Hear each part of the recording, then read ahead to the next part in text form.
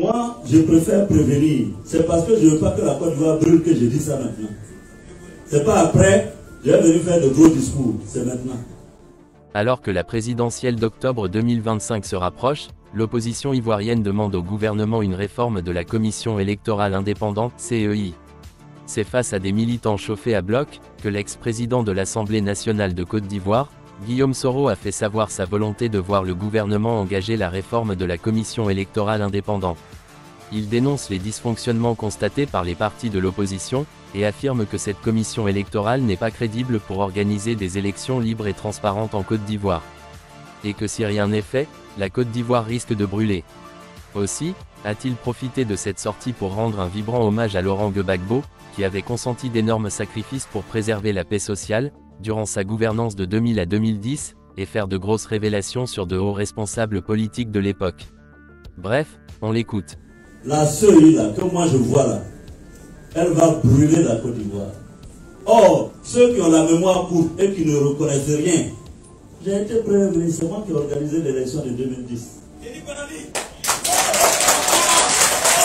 La CEI là ne peut pas organiser l'élection. Quand même, reconnaissons à Gbagbo le mérite que la CEI là était présidée par son adversaire et ses opposants. Non, ou bien, si je mens, dites aussi. Youssouf Bakayo là, un PDCI, il était contre Gbagbo, mais Gbagbo a accepté qu'il préside la CEI. La CEI là, c'est moi qui ai fait nommer Youssouf Bakayoko à la tête de la CEI. Le premier que j'ai voulu proposer à la tête de la CEI, c'était Essi Amara. Quand je l'ai appelé, il m'a dit qu'il est malade. Après Essi Amara, j'ai appelé René Amani. La nuit, on allait le réveiller. On l'a escorté avec motard. On l'a amené à mon bureau. Je dis René Amani, il faut diriger CEI là. Je dis vraiment, lui, il est malade. Je regarde dans Côte d'Ivoire, là, je dis, je vais trouver qui ou je suis allé voir Bédier. Bédier m'a proposé Kakou Gervais. Gbagbo a dit, Kakou Gervais, il n'est pas d'accord. C'est comme ça, ça fait tilt dans ma tête. J'ai dit, mais tiens.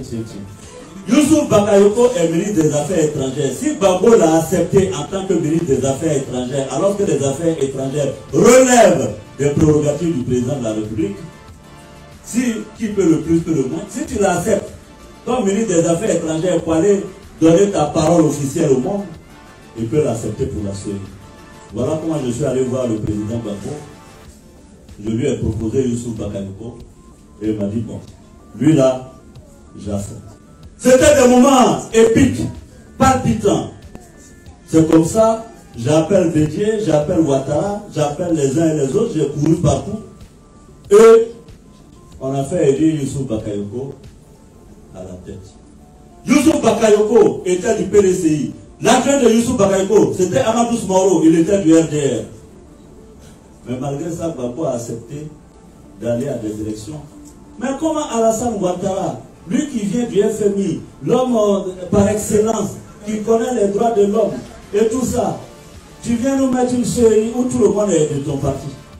Ça est-ce que c'est bien pour lui-même son image? Cette CEI-là. Je demande à Alassane Ouattara de faire attention aux aigles fins. Hein? Voilà quelqu'un qui a fait FMI, vraiment avoir une petite commission électorale comme ça, ça dit que ça ne grandit même pas. Et puis bon, nous on est obligé de venir en parler.